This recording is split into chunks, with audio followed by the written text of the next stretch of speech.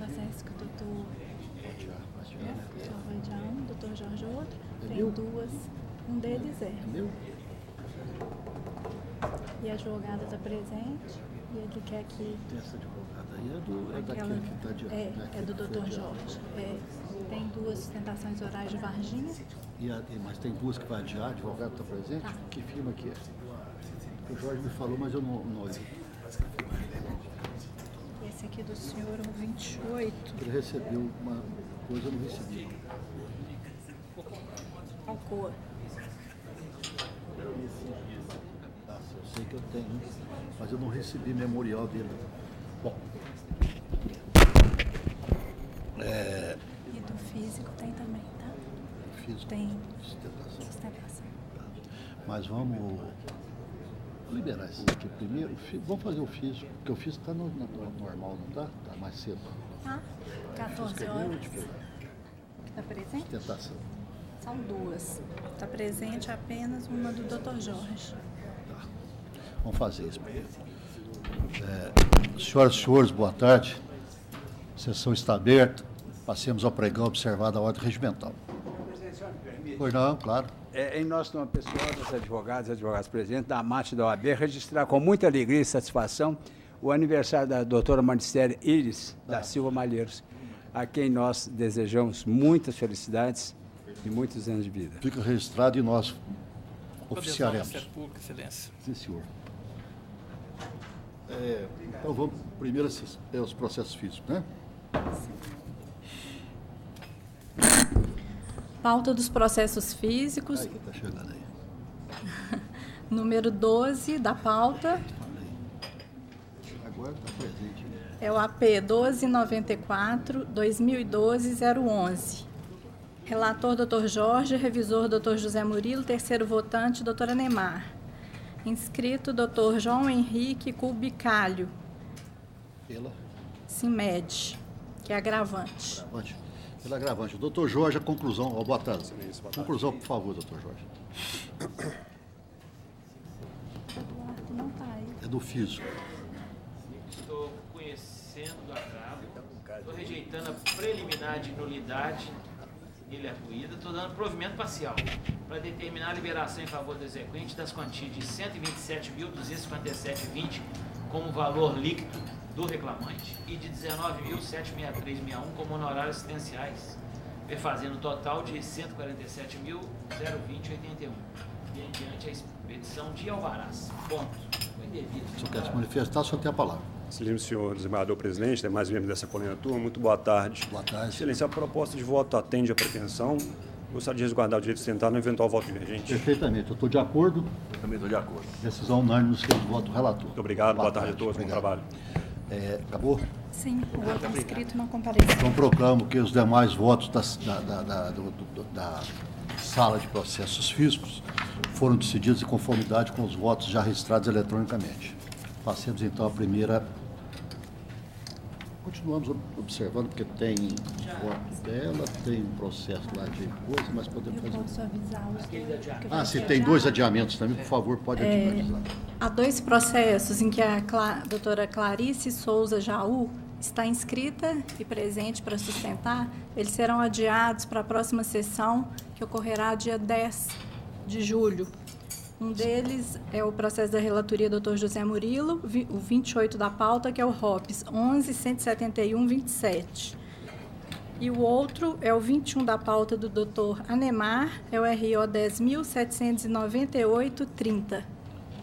Parece-me que o doutor Jorge recebeu ali memorial, eu não recebi, mas o doutor Jorge recebeu, você recebeu? Eu não recebi. E O César também recebeu. o doutor Jorge, então às vezes me excluíram lá. Mas, de qualquer forma, eles estão adiando para fazer um estudo melhor dos dois processos, talvez até seja levar arguída alguma incidente de processo repetitivo, tá ok? Mas a próxima sessão nossa não será na terça que vem, será... Aliás, aqui a ponderação que eu faço é para levar também para o doutor Zé Murilo, nesse intervalo, que a situação é... Não, precisa... Não, leva sim, que é bom saber. Só um esclarecimento. Provavelmente não foi levado até os seus memoriais, porque como se trata de matéria repetitiva, nós estamos cuidando de sempre levar para quem nunca recebeu anteriormente. Ah, então é isso. Tá. Não, pois é. Eu estou brincando. Claro que é brincadeira, mas o doutor Jorge me mostrou e falou, vamos adiar, porque eu falei, vamos, não tem problema, tá bom? Nada. Agora um processo que foi adiado na última sessão, processo eletrônico da relatoria do Dr. Jorge Berg, está na sala extra pauta, o número 1, é o AP 11641. A doutora Gisele Costa Cid Loureiro está presente, ela já sustentou na última sessão, apenas assistirá ao resultado do julgamento. Doutora, eu fiquei impressionado, inclusive, com a sustentação, pedi vista para fazer um exame melhor aqui da questão. Mas eu estou vendo que o voto do doutor Jorge está perfeito. Como não é meu, dele eu posso falar que é perfeito. Está perfeito. E a questão mais aqui é a questão de prova. Parece-me que não há prova do que foi alegado. Então, com base nessas questões, não é, doutor Jorge? Isso aí. Fiz a leitura do voto, o voto está aberto, inclusive, aqui. E aí ele diz aqui...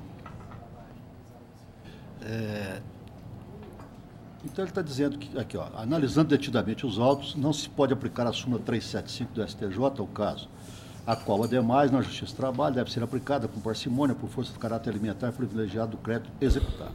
O próprio agravante admite que existem outras demandas contra o executado, inclusive com penhoras sobre outros bens da propriedade, de sua propriedade. Vamos destacar que o agravante não comprovou nestes autos a existência de penhoras de veículo, placa tais e tais, do veículo tal, Mercedes-Benz, no feito principal e do imóvel penhorado nos autos tal, alegados no recurso. Da mesma forma, o agravante não comprovou que, quando tentou adquirir o bem, todos os processos em que havia indisponibilidade de bens foram quitados e que todas as demais reclamações trabalhistas estavam garantidas por bens livres desembaraçados do devedor. Bom, então, além disso, como bem destaca a sentença, não demonstrou, o agravante não demonstrou ter exaurido todos os meios de averiguação de possíveis ações contra o proprietário do imóvel, utilizando-se inclusive das certidões previstas no artigo 792. Note-se que não há nos autos sequer certidão negativa dessa, especializada em relação a demandas trabalhistas, etc, etc, etc. Então, especificamente por ausência de prova dessas alegações, o doutor Jorge está negando provimento e eu, então, também me convenci desse fato. Então, eu estou acompanhando, o doutor Ademar está te acompanhando. Então, atenção, nós nos temos do voto do relator. Uma boa tarde. Agora podemos passar para a sustentação oral. Pois não. Sustentação oral à distância, processo da relatoria do desembargador César Machado, número 6 da pauta, é o ROPS 10.223.05/2018. Inscreveu-se para sustentar em Varginha a doutora Fernanda Ferreira Mendes, pelo reclamante recorrido. Reclamante recorrido. Doutora, a senhora está nos ouvindo bem? Sim, estou sim. Pois não, eu vou dar a palavra para o relator para ele ler a conclusão do voto. Senhor relator, a conclusão do voto, por favor. Excelência, a proposta do voto é no sentido de conhecer do recurso, exceto com relação ao argumento de ausência de prova da prestação de serviço pelo reclamante em favor da segunda reclamada e, no mérito, negar provimento ao apelo. A senhora fala pelo recorrido, ele está negando o provimento. A senhora quer se manifestar ou aguarda? Tem convergência? Divergência, perdão? Está de acordo, doutor Jorge? Quem que é o terceiro votante? Doutor Jorge e o senhor. Doutor Jorge, de acordo, eu também estou de acordo, então a decisão é unânime, nós temos o voto do relator, ficando então prejudicada a sustentação. Uma boa tarde, viu? Obrigada. Próximo. Outro processo que haverá sustentação oral em Varginha, porém da relatoria do desembargador Jorge Berg, é o número 15 da pauta, que é o RO 10.678.13/2017. Inscreveu-se o Dr. Gabriel da Silva Carvalho Fernandes Mendes pelo reclamante recorrente. Pelo reclamante recorrente. O senhor está nos ouvindo bem, né, doutor? Ouço bem, presidente. Boa tarde. Boa tarde. Doutor Jorge, conclusão do voto, por favor. Esse é Banco Brasil. Ô, gente, esse é aquele que nós estamos IRDR. Estou levantando a IRDR. Tá.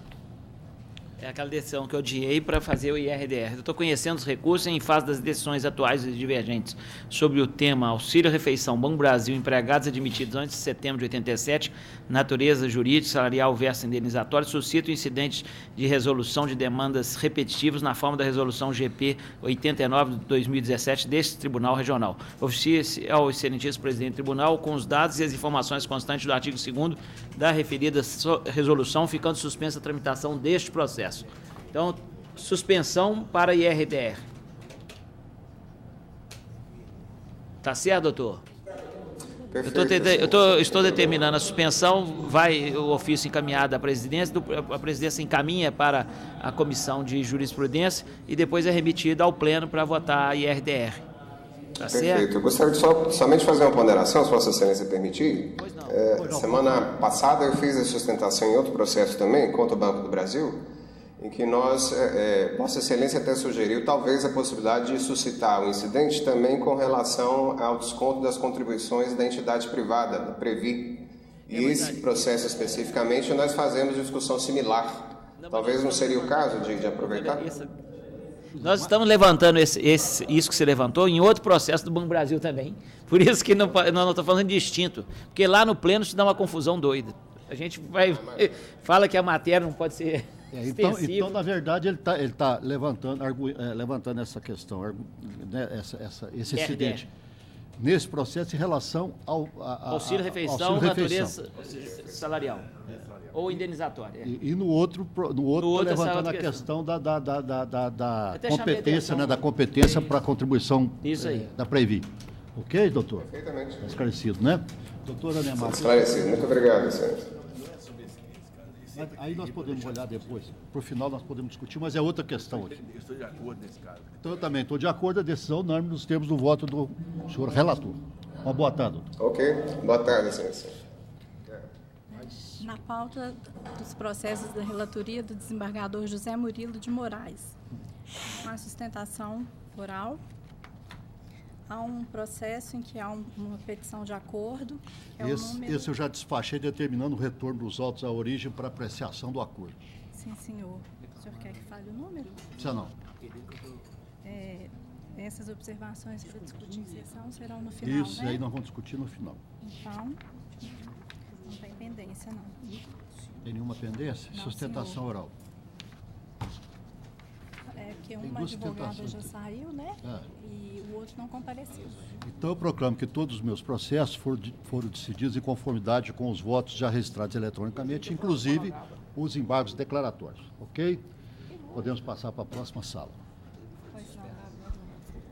Processos eletrônicos da relatoria do desembargador Anemar Pereira Amaral. Número 42 da pauta é o RO 11.798-83-2017. Inscritos: Dr. Gustavo de Aguiar Ferreira Alves, pelo reclamante recorrente, e a doutora Thalita Oliveira Batista, pela reclamada recorrente. Número 42. Reclamante, reclamada? Sim, senhor. Deixa só eles colocar as roupas. Presidente, acho que eu vou adiantar, porque vai facilitar muito a citação. Só um minutinho, só para eles se colocar a posse ali.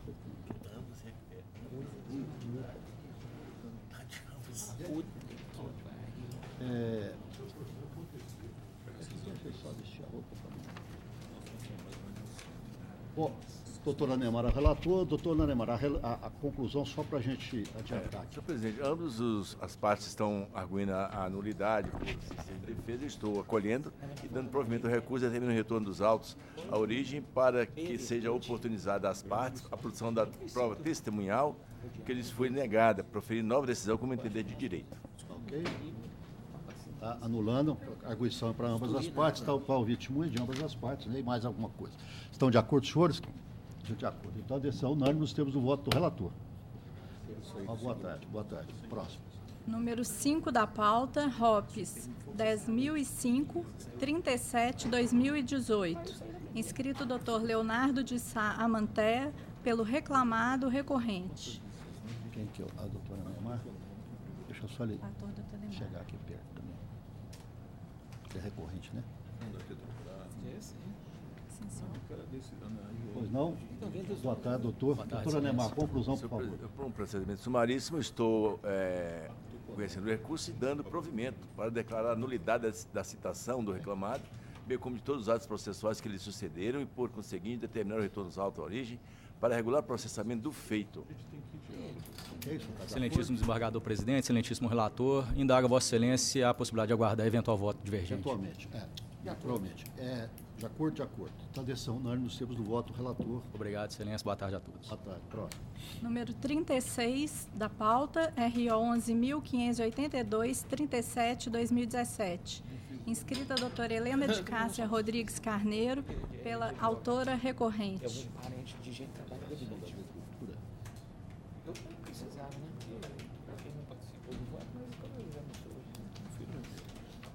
Doutora Neymar, conclusão. Eu estou conhecendo o recurso interposto, no mérito estou dando de parcial provimento para excluir da condenação a multa de 2% aplicada quando a interposição dos embargos declaratórios.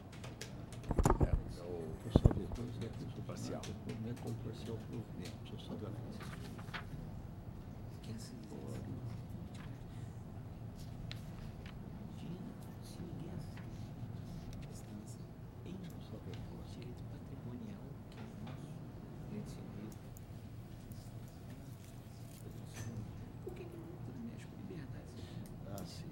Notificação recebida por terceiro estranha a lite que não comprove que as guias de recolhimento foram entregues ao devedor, não satisfaz a exigência legal. Só tem a palavra. Excelentíssimo senhor. A questão é essa, pessoal, jovem, né? Excelentíssimo senhor desembargador presidente, Luz Procurador do Trabalho, Igreja Turma, boa tarde. Excelência, sobre a notificação pessoal, ela foi recebida por terceiro, como dito pelo juiz de primeira instância, mas foi no mesmo endereço em que o oficial de justiça citou pessoalmente o réu. Foi recebido por uma terceira pessoa, mas é enviado no endereço do domicílio tributário do contribuinte, que inclusive a prova disso é que ele mesmo recebeu a citação por oficial de justiça, ele próprio. Então, nós entendemos que pelo fato de ter sido enviado ao domicílio tributário, por si só, a notificação é considerada que foi feita pessoalmente, que foi cumprido os requisitos do artigo 142 e 145 do CTM. A exemplo disso é o decreto-lei que rege o processo administrativo fiscal, que trata sobre todos os outros tributos. E nesse decreto fala que basta o envio da notificação pessoal ao domicílio tributário. É o decreto número 70.235, e ele diz, em seu artigo 23, far-se-á intimação por via postal ou telegráfica ou por qualquer outro meio ou via com prova do recebimento no domicílio tributário eleito pelo sujeito passivo. E no parágrafo 4º diz, considera-se domicílio tributário do sujeito passivo o endereço postal por ele fornecido para fins cadastrais à administração tributária. O que aconteceu nestes autos? O contribuinte elege o domicílio tributário na declaração de TR perante a Receita Federal e para lá nós enviamos a notificação pessoal, como foi provado inclusive pelo próprio oficial de justiça. Esse decreto-lei ele vem sendo aplicado em ações da cobrança da contribuição sindical. A exemplo disso é uma ação do Tribunal Regional do Trabalho da 24ª Região, a ação de cobrança de contribuição sindical, em que aplicou esse decreto, e se me permitem citar parte da fundamentação. Abre aspas. De fato, a intimação via postal endereçada ao domicílio fiscal do contribuinte pode ser recebida por ele ou por terceiros, como consta do decreto supra, sem que se retire o caráter pessoal do ato, máxime ao cumprir o escopo maior de ciência inequívoca do sujeito passivo do tributo e legitimar o ajuizamento da ação de cobrança. Mas a CNA tem razão ao referir que a prova da notificação de lançamento se dá com a prova do recebimento no domicílio tributário eleito pelo sujeito passivo, ou seja, no endereço postal eleito como domicílio fiscal pelo contribuinte perante a Receita Federal do Brasil. Então, Excelência, o caso aqui é exatamente esse, a notificação foi enviada ao domicílio tributário e por isso nós entendemos que ela é válida. Além disso, não sei se aborda também a questão do voto, mas foi disposto na sentença que o edital é genérico porque não cita os nomes dos contribuintes. Isso aqui nós até estamos, a nossa turma já está até repassando. Já está. Eu já vi, tem até uma decisão parecida. Então, nesse ponto, nós entendemos que a notificação ela supre, inclusive, essa questão do edital genérico, uma vez que ele foi feito conforme o artigo 605. Então, o que entendemos aqui é o provimento do recurso, porque houve a notificação pessoal e essa foi feita corretamente, conforme dito. Obrigada. Senhor presidente, só porque essa questão foi citada, e esse voto é um pouco diferente dos outros que nós temos sofrido nessa realmente. A questão é a seguinte, olha, a turma já evoluiu na jurisprudência, entendendo que esses editais genéricos, eles suprem, né, aquela exigência prevista no artigo 173 do Código tributário, inclusive fazem referência à nossa súmula 61, que valida, ou seja, foi uma evolução da turma. Agora, só que a notificação extrajudicial dirigida a terceiro nós estamos dando validade, uma notificação já um pouco capenga, com devida vênia aqui, né? E ainda assim, com outro defeito, que é recebida por terceiro, ou seja, para constituir um crédito, ou seja, você está aperfeiçoando um título executivo de uma forma não atendendo às formalidades legais. Isso tem que saber, tem que ter a notificação efetiva de que está sendo constituído em débito para poder ter o seu âmbito de defesa. Essa é a razão, porque nesse caso aqui, eu estou entendendo que não é aquelas hipóteses que nós tínhamos decidido reiteradamente na turma para acolher o pleito da federação, da confederação. Ela até explica aí que essa questão desse decreto aí, né? Mas eu não participo desse julgamento, doutor César e doutor Jorge. De acordo. De acordo. Agora depois nós vamos, com a devida vez, vamos discutir isso depois da sessão, para a gente conversar um pouquinho. Não, porque nós estamos aqui, nós estamos dando a mão, aí que a outra mão... Eu levantei essa questão do edital, porque eu realmente acho que o edital...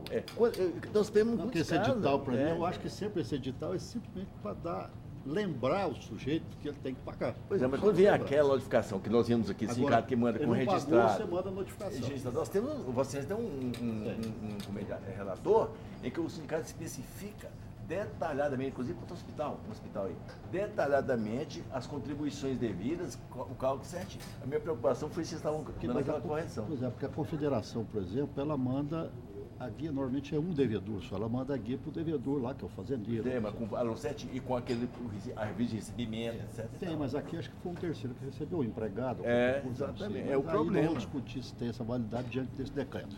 Mas por hora, então, a decisão é essa, tá ok? Obrigada, boa tarde a todos. Boa tarde.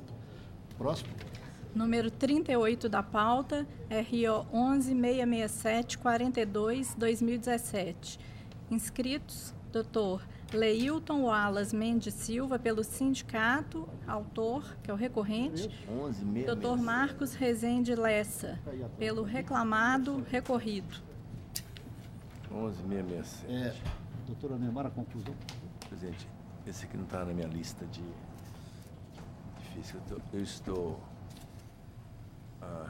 é um pouco longa a conclusão, senhor presidente. Estou conhecendo o recurso ordinário interposto, dando parcial provimento para a reconhecer a natureza salarial do auxílio alimentação auferido pelos substituídos que iniciaram o contrato de trabalho entre 1 de setembro de 1991 a 1 de agosto de 1994 e determinar a sua integração ao salário e, consequentemente, condenar o reclamado no pagamento das repercussões e repousos semanais remunerados, horas extras, férias acrescidas de 1/3, 13º salários, aviso prévio, fundo de garantia, acréscimo de 40%, durante o período imprescrito, posterior a 10 de 11 de 2012, incluindo as parcelas vencidas e vincendas. B. Condenar o banco reclamado a pagar ao sindicato autor os honorários assistenciais no importe de 15% sobre o valor líquido da condenação, observando-se o disposto na TJP número 4 desse egrégio regional. E determinar que na correção dos créditos trabalhistas deverá ser aplicada a TR, coisa que nós temos discutido na sessão diante do presidente TST.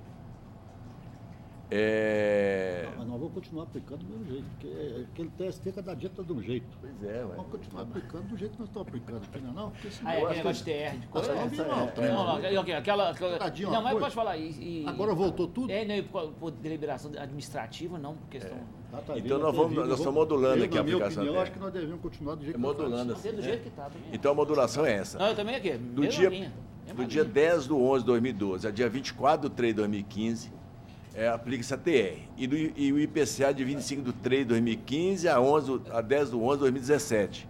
E a partir de 11 de 11 de 2017, volta a aplicar a TR em decorrência da nova legislação. Exatamente, acho que está perfeito. Estou fixando o valor da condenação em R$50 mil com custo de R$1.000. Perfeito. Bom, o senhor quer se manifestar, está atendendo para quase que tudo, salva a TR.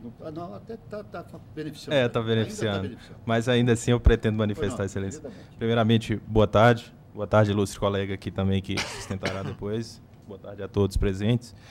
Aqui trata de uma ação pelo sindicato, visando, em substituição a toda a categoria, visando a declaração da natureza salarial do auxílio alimentação dos trabalhadores do Banco BDMG, o Banco Estadual, permitindo fazer um link aqui com o voto anterior do Dr. Jorge Berg. Lá houve a sustentação do IRD, né, de resolução de demandas repetitivas. No caso aqui, a substituição do sindicato em forma ampla já satisfará essa questão e não precisará certamente suscitar, porque já resolveria de uma vez. Pois bem, no caso, ficou bastante provado nos autos que os trabalhadores admitidos, como o relator, até 31 de agosto de 1994, não havia norma que excetuava a natureza salarial do auxílio alimentação recebidos por aqueles trabalhadores. Embora a sentença tenha dito que as normas coletivas anteriores a 1994 trazia a concessão do auxílio alimentação por dias efetivamente trabalhados e que isso fazia presumir a natureza indenizatória do benefício, data vênia, houve uma presunção contrária à própria principiologia da seara trabalhista, que é, na dúvida, pró-trabalhador. Então, se a regra geral do artigo 458 é de natureza salarial do benefício, a exceção não pode ser presumida, né? Ela tem que ser expressada. Então, como as convenções coletivas não traziam expressamente que a natureza do alimentação era indenizatória, não pode haver essa presunção. Além disso, o critério usado como fundamentação de que os dias efetivamente trabalhados que eram concedidos auxílio alimentação para tais dias, isso esbarra num outro óbice, porque esta mesma cláusula citada pelo juízo na fundamentação, ela trazia que o pagamento e a concessão do auxílio alimentação se dava, inclusive, nos períodos de férias e afastamentos até o 15º dia. Então, de certa forma, a fundamentação já fica incompleta nesse aspecto. Além disso, para não me alongar mais tempo aqui, só reitero que essa matéria, inclusive, já foi debatida aqui na sexta turma também, um caso do BDMG, o mesmo banco, de relatoria do Dr. Gessé, se não me engano, em agosto do ano passado, em que houve o mesmo desfecho. Então, a matéria já é bastante conhecida aqui da turma e peço que seja mantido o voto do ilustre relator nesse aspecto. Muito boa tarde.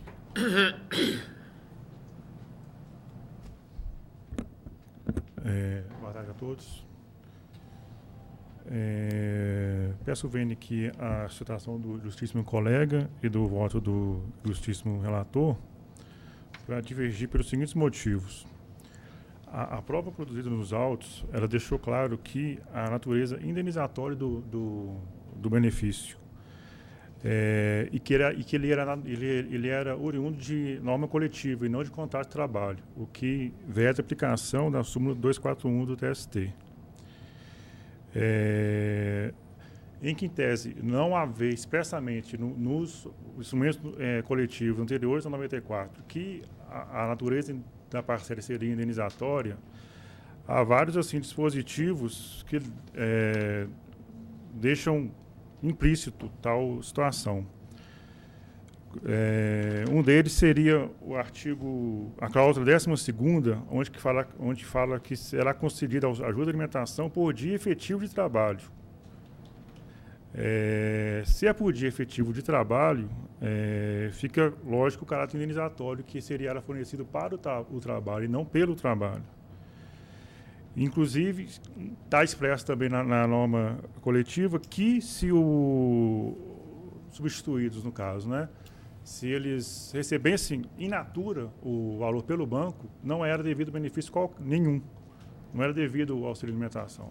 Mas um indício, assim, bem claro de que o caráter indenizatório. Quando o banco veio resolver essa questão em 94 e colocar no instrumento normativo, ele não modificou uma situação anterior, ele apenas esclareceu a situação que já estava prevista no instrumento normativo, que talvez não tenha ficado tão clara realmente, mas implicitamente, pela situação, assim, até pelo como que era concedido, fica claro o seu caráter indenizatório. Inclusive, o banco, o sindicato, desculpa, no recurso ordinário, citou a questão assim, da diferença salarial, que tinha um valor no percentual fornecido, no valor. Essa diferença era justamente em razão da carga horária, porque quem tinha carga horária de 6 horas, com certeza precisa no dia a dia de um valor menor para a sua alimentação do que tem uma carga horária de 8 horas. Então, os instrumentos normativos vigentes a partir de 94, ao estipular expressamente a natureza indenizatória do benefício, não significou alteração lesiva, apenas esclarecimento de situação já constituída justamente para se evitar equívocos posteriores. Por esses motivos, o banco roga que o relator reveja a proposta de voto e que os demais decidam dessa forma. Perfeitamente. A matéria está bem explicada no voto. A regra é a natureza salarial, a menos que haja uma expressa previsão contrária, que no caso só a partir de 94 que houve através da convenção coletiva. Por essa razão. Vocês estão de acordo? Eu só lamento porque esses trem não tem prescrição, nunca vi um negócio dele. Daqui a 100 anos continua a mesma coisa. Discute o negócio de 94, daqui a pouco está discutindo por 2024, sei lá, um negócio maluco. Mas é claro. 94, houve uma alteração em 94, até hoje está gerando confusão. Tem um negócio de um banco aqui, não é esse banco, do Banco do Estado de Minas Gerais, lá, de Crédito Real, que adotou um acordo coletivo ao invés de uma convenção coletiva. Isso em 96 o trem está rendendo até hoje. Quer dizer, o banco já acabou, já fechou, o outro assumiu e tal, está pagando. Não tem. Agora, só que aqui a questão... A lei aqui tem o mesmo respaldo da lei. Essa questão aí tem concordo. Eu acho que devia ser uma coisa assim. Passou 2 anos, ou 5 anos que seja, ou 10 anos, mas vamos bater uma... Um negócio de parcial, sabe, esse trem de parcial, cada um entende de um jeito, o que é parcial, o que não é parcial. A própria jurisprudência... Tanto que você vê que a jurisprudência, quando começou a pegar na alteração, eles vieram e falaram, não, isso não é alteração, isso é descumprimento. Agora você viu que a lei nova já fala, tanto alteração quanto descumprimento. Acho que já colocaram para evitar dúvida. Não, isso aqui não é alteração, isso é descumprimento pactuado.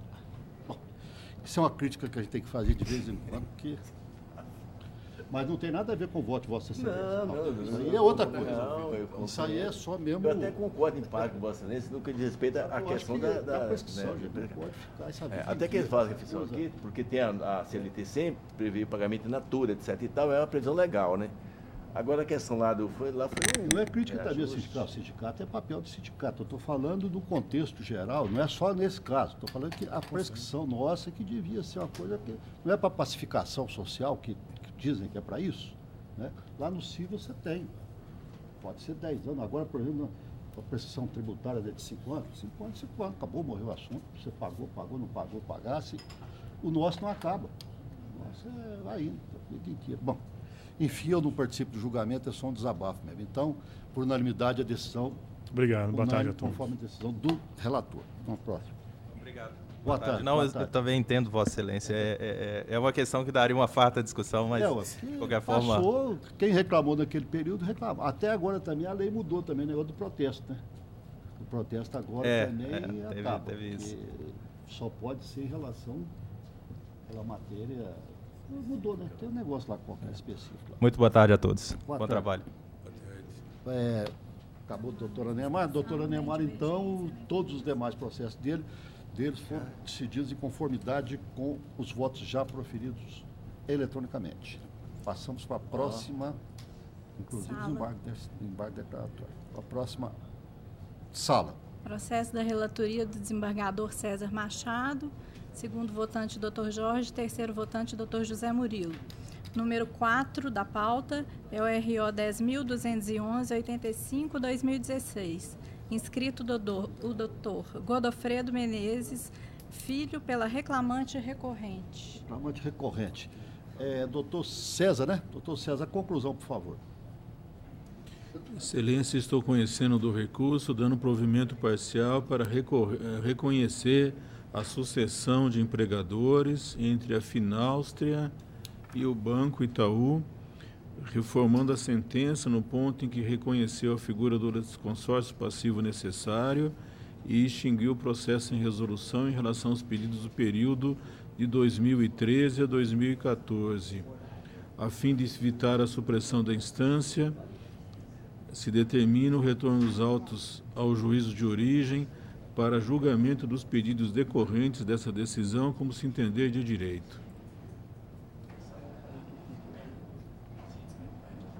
Então, estou reconhecendo a sucessão entre os empregadores, reformando a sentença na parte que extinguiu o processo sem resolução, determinando a volta para que seja então julgado, inclusive com relação a esse pedido 2013-2014. Senhor presidente, doutor César, eu vou aguardar se exatamente, houver algum voto divergente. Aí, eu também estou de acordo, doutor Jorge.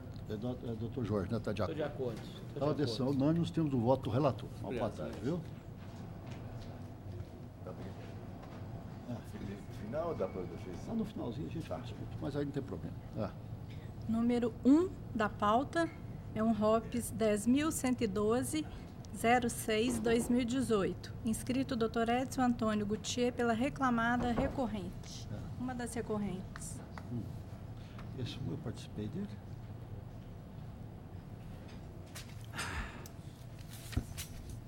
Caixa Econômica. Caixa Econômica? Não, isso é outra coisa. Doutor César. Doutor César, conclusão. Estou conhecendo dos recursos, exceção feita no recurso do reclamante do tópico referente ao tempo de espera no final da jornada. Nos aspectos conhecidos, estou negando provimento a ambos os apelos. Negando a ambos, doutor. Você tem a palavra. Bueno, obrigado.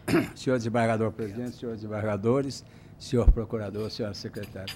Senhor presidente, aqui pedindo vênia a Sua Excelência o doutor desembargador relator, a empresa tem insistido em Vossa Excelência já julgar esse processo com relação às horas incididas. Aqui a discussão basicamente cinge-se ao artigo 58 CLT e a súmula 90. Aqui no caso, não só nesse como em outros casos, o reclamante se serve do transporte regular fornecido pela empresa através de uma empresa de transporte. Então, insiste a empresa, sempre pedindo vênia, Sua Excelência, do doutor relator, que da análise do laudo que foi feito, senhor presidente, a empresa não está localizada em local de difícil acesso, há compatibilidade de horários nos itinerários e o transporte fornecido pela empresa deve ser, aliás, entendido como um benefício para o próprio empregado, sendo um meio efetivo de um transporte que atende até a função social. E o transporte econômico é mais econômico. Então, são desses singelos detalhes, senhor presidente, que a empresa pede vênia, Sua Excelência do doutor relator, para que se dê provimento ao seu recurso e se julgue, no caso, improcedente a demanda, prejudicado, se fosse o caso, do recurso do autor. Vai ser assim no entender que seja preservada a proposta de voto com relação ao recurso do autor, é o que se espera. Perfeitamente. Bom, Vossa Excelência, naturalmente, está examinando isso do voto, não é? Sim, e além de tudo, é transporte intermunicipal. Então, a decisão é unânime, né? Unânime, nós temos o voto do relator. Boa tarde, obrigado, presidente, com licença. Boa tarde, próximo. Doutor César, não há mais sustentação. Acabou? Então, do doutor César também, eu proclamo que todos os tem alguns itens, depois a gente acordos, conversa no final, inclusive os EDs, foram decididos em conformidade com os votos já registrados eletronicamente. Passamos, então, para a próxima sala. Próxima sala. Doutor Jorge Berg. Segundo votante, doutor José Murilo. Terceiro votante, doutor Anemar. Número 8 da pauta é o RO 10.378-55-2017. Inscrito o doutor Paulo de Tarso Ribeiro Bueno pela reclamada recorrente. 8. Deixa eu só um minutinho aqui.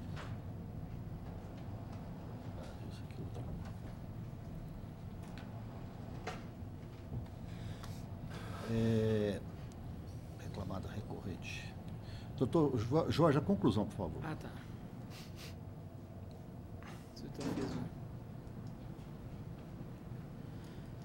Estou conhecendo de ambos os recursos no método dando parcial provimento.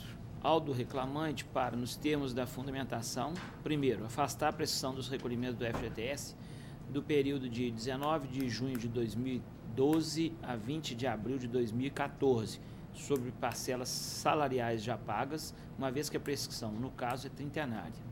B. Condenar a reclamada ao pagamento adicional de salubridade no grau médio do início do período imprescrito até 12 de agosto de 2014, a ser calculada a partir do salário mínimo, com reflexo sobre as verbas rescisórias, né? Aviso prévio, férias, 13º, fundo de garantia e horas extras. C. Inverter os honorários do perito, condenando a ré a arcar com a importância de R$1.000. Ao da reclamada para, excluir da sua condenação, o pagamento dos 30 minutos de antecedência não registrados no ponto como extras simples ou em dobro e reflexo. B. Determinar que seja observada a desoneração previdenciária das parcelas previdenciárias devidas pelo empregador apenas a partir de janeiro de 2013. C. Excluir a incidência da multa normativa sobre a infração relativa à inobservância do limite de duração semanal do trabalho. Mantenha o valor da condenação por quanto compatível. Doutor Paulo de Tarso, tem a palavra. Senhor presidente, demais componentes dessa turma, boa tarde. Boa tarde. Vou insistir aqui num ponto que esse caso trouxe uma novidade, uma diferença bem grande de outros processos. Não é a primeira vez que a gente tem alguns problemas dessa questão da ininterruptividade do contrato, que acaba se reconhecendo essa unicidade. Mas em todos os outros, esse é o primeiro que eu vi. Em todos os outros, são pequenos períodos. Às vezes ele muda, às vezes porque mudou de empresa, uma empresa incorporou a outra, fica alguns meses, negócio, ou às vezes ele sai e tem aquele problema do seguro-desemprego e tal. Esse aqui são 2 anos que ele ficou fora. 2 anos que ele ficou fora. E chega uma testemunha, vira e fala assim, eu vi ele sempre lá, nunca mudou nada. Espera aí, são 2 anos. Eu, sinceramente, eu não consigo ver um empregado que fica 2 anos sem receber um 13º, sem receber umas férias, sem receber um fundo de garantia, e agora fica muito fácil. Então, é o seguinte, acabou, não tem mais essa questão, não sei o quê. A empresa nenhuma vai contratar mais ninguém, depois de ter sido mandado embora. Porque depois de 2 anos, ele arrumou uma testemunha e ele chega lá simplesmente fala o seguinte, eu sempre vi ele lá, ele nunca deixou de estar lá. Espera aí, ele tinha que ter pelo menos algum documento. A própria Previdência exige esse início de prova documental. São 2 anos, não são 6 meses, não são 3 meses.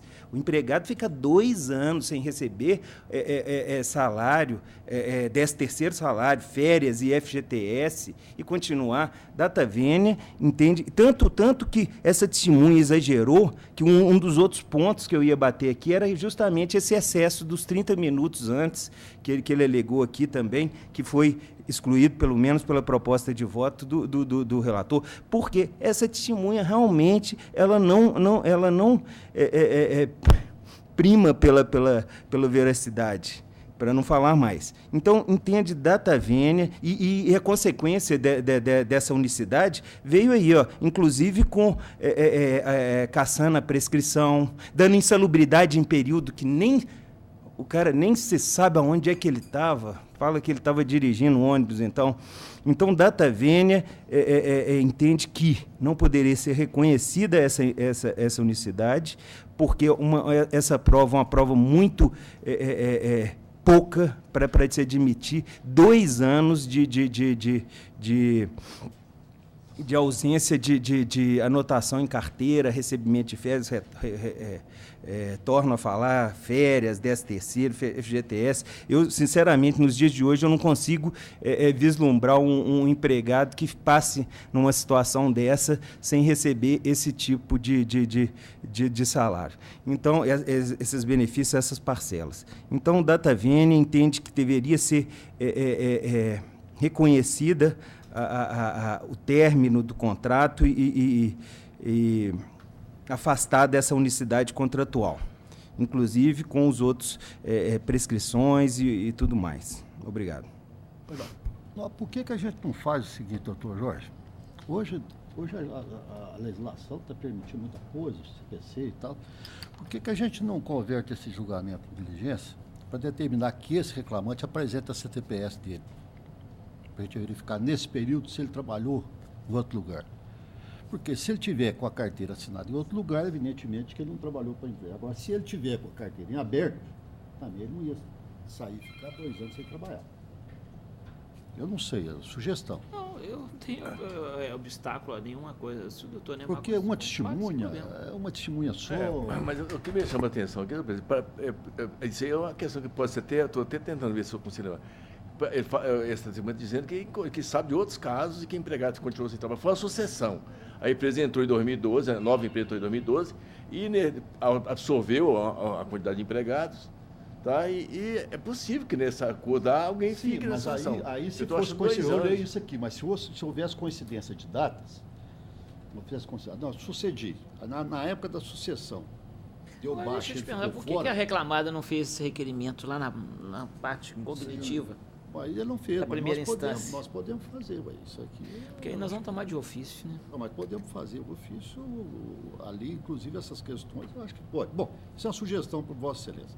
Se vocês não estiverem de acordo com o processo, continuar o processo. Se a reclamada tivesse arguído isso, inclusive como sentenciamento, eu até aceitaria. Mas assim, eu acho que de ofício é meio complicado, não sei. Então, tá bom. Aí o doutor Neymar que pensa. Eu estou acompanhando o relator nesse ponto. Eu acho que nesse caso... Eu acataria o sentenciamento de defesa com tranquilidade, se tivesse Não, mas isso. Eu acho até que não é porque depois nós vamos olhar isso, porque hoje com a...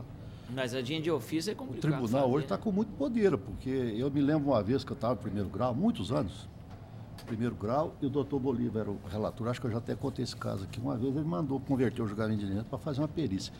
E eu achei estranho aquele negócio, eu nunca vi aquilo, naquela época realmente era um negócio fora do normal, né? Quer dizer, ele mandou fazer a perícia e tal, e posteriormente a legislação evoluiu, inclusive para esse ponto.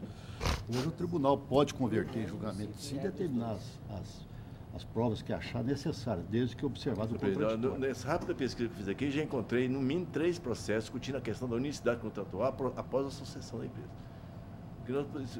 O que podemos fazer aqui, em deferência até o que Vossa Excelência está, a preocupação da Vossa Excelência, é o seguinte, doutor Berger, eu vou pedir o adiamento desse julgamento para a próxima sessão, e vou fazer mais esse levantamento. Que se a persistir aqui, estou encontrando um processo aqui, julgado pela turma aqui não está conversando aqui agora, em que está discutindo justamente isso.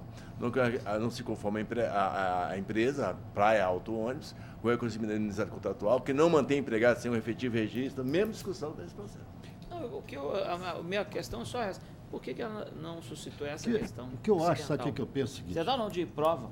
Mas essa questão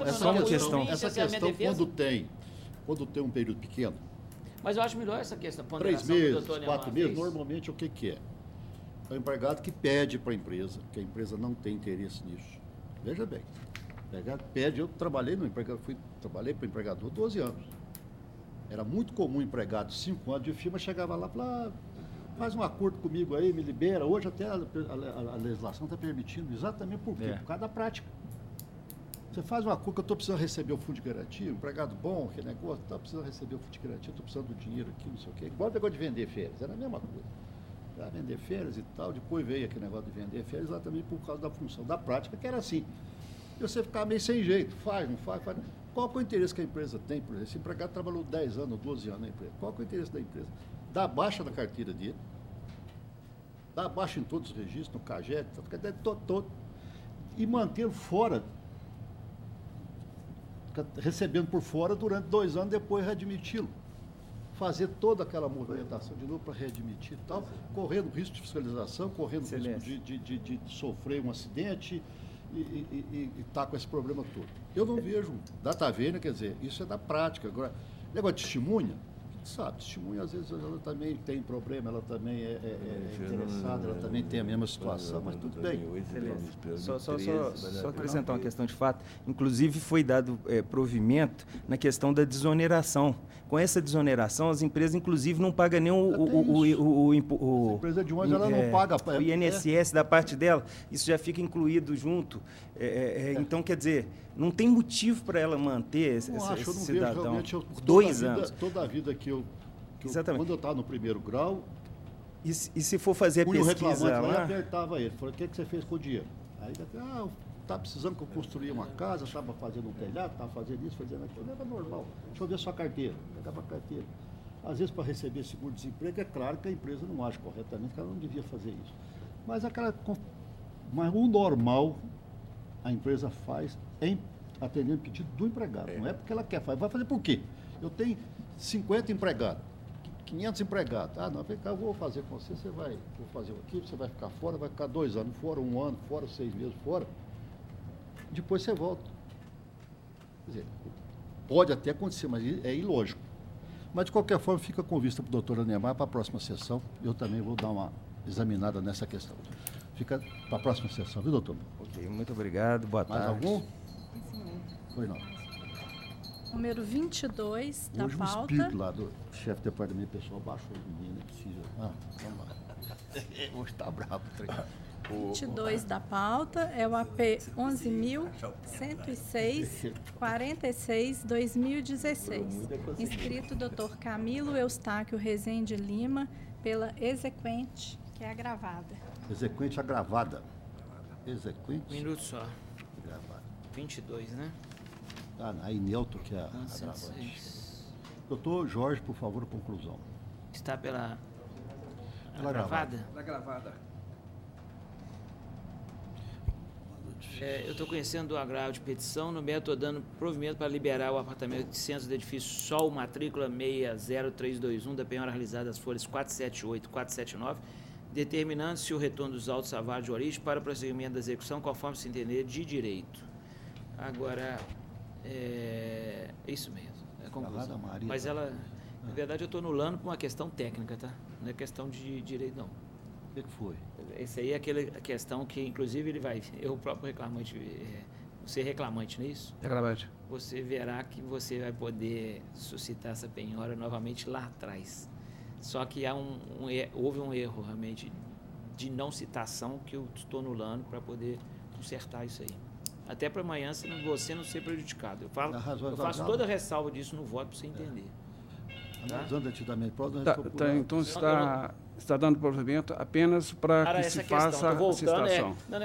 Aí você vai entender que vai ser para poder... Aí você vai poder fazer a penhora tudo correto. Então você está dando provimento, está liberando um apartamento de 800 do edifício Sol. Isso, mas na verdade não está liberado, porque ele tem 6 penhoras. Determinando o retorno dos autos para prosseguimento da execução. Tem 5 ou 6 penhoras nisso aí. Eu teria que ler o voto para poder entender melhor. Deixa eu só te falar algumas coisas aqui, que você vai entender. Só para te falar o básico aqui, para você entender. Deixa eu só destacar alguns parágrafos aqui que você vai...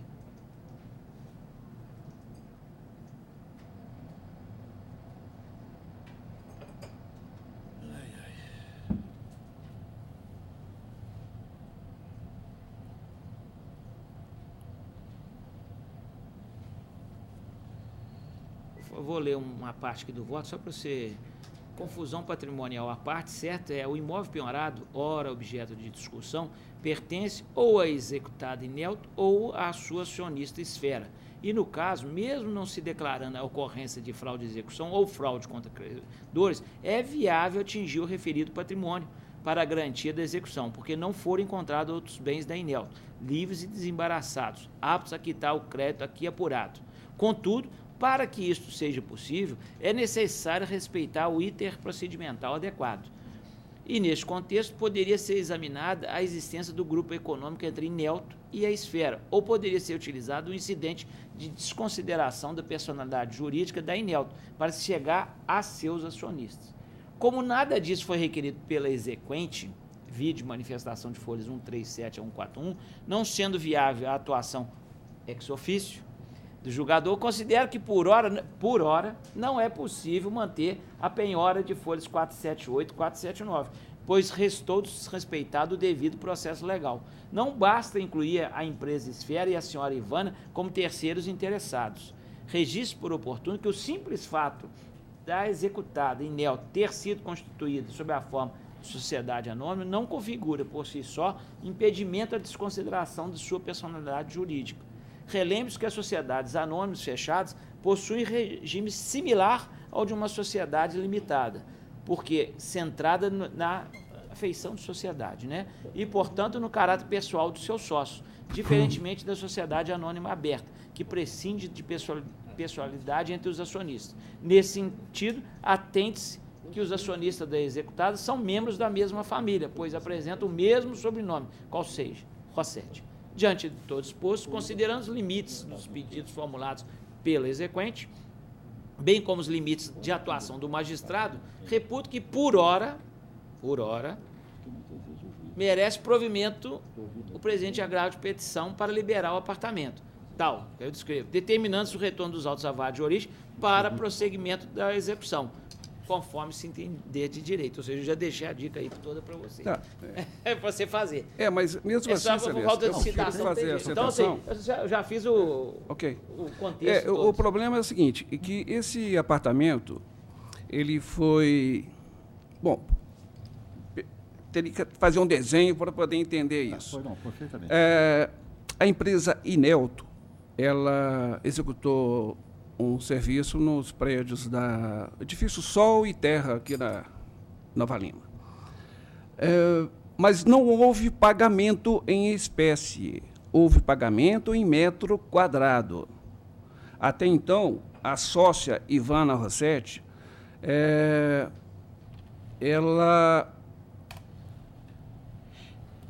pegou esse apartamento, não sei se o termo seria pegou, mas um dos apartamentos que, em metro quadrado, que é esse 801, ficou para essa Ivana Rossetti. Inclusive, tem documentos nos autos em que ela autoriza a venda desse apartamento. Essa empresa Esfera, ela apareceu apenas com justificativa de que essa sócia e o irmão dela integralizaram todas as suas ações da Inelto para a empresa Esfera. Sendo assim, diz os executados que o apartamento pertence à Esfera. Só que não tem documento dizendo que pertence à Esfera. Não existe registro, não existe matrícula, não existe nada induzindo, dizendo que esse apartamento é da Esfera. Como se prova essa propriedade? Ou com a compra e venda, ou com a transferência, mas não existe isso. O único documento que existe nos autos, eu tenho até a folha aqui, se for o caso,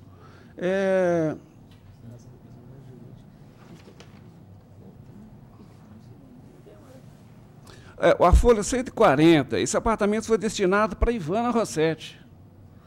E o oficial de justiça, quando foi lá fazer a notificação da penhora, quem recebeu essa notificação, quem abriu a porta, foi Ivana Rossetti. Então, onde nos autos que está dizendo que esse apartamento é da Esfera? Apenas há uma comunicação da EPO dizendo que esse apartamento foi transferido, é da Esfera. Não existe. Lá no início dos autos tem lá uma comunicação da sócia Ivana, enquanto EPO, enquanto Inelto, autorizando a EPO a venda desse apartamento. Então é o seguinte, não existe Esfera aí apenas como um indicativo de que houve essa transferência, mas não existe transferência. essa discussão, só um instante, então, essa discussão não pode ser toda feita. A única coisa que não houve ainda não houve, por hora, essa desconsideração de personalidade jurídica na primeira instância para ver essa da discussão. sócia. Então, a partir do momento que voltar e desconsiderar, aí pode... É porque eu entendi inclusive, que fosse você ainda para da continua esfera. garantido nessa penhora desse mesmo apartamento. Eu só estou falando você trazendo esse trem no trilho para a questão processual. Sim. Porque senão a gente está julgando coisa que não foi nem discutida e eu não posso agir de ofício, nem o juiz lá. E ele agiu. É só isso. É bem, vamos aguardar, é uma questão então. processual, não é questão de direito. Sim. Fática. O direito está tão mais, só isso mesmo, mais prático que tem umas coisas que voltam atrás. Mas essa é porque não houve. A exequente não levantou essa questão ainda lá. Vai levantar, o juiz vai apreciar, naturalmente vai. Eu acho que a tendência sua é bem plausível, isso tudo que você está falando, mas tem que haver essa. Tá bem, eu vejo. Obrigado. Esse contraditório. Pois não, de acordo então? Estou de acordo. Então, de acordo, decisão unânime, nos termos do voto do relator. Terminou? Sim. Bom, todos os demais processos do Dr. Jorge eu declaro que foram decididos em conformidade.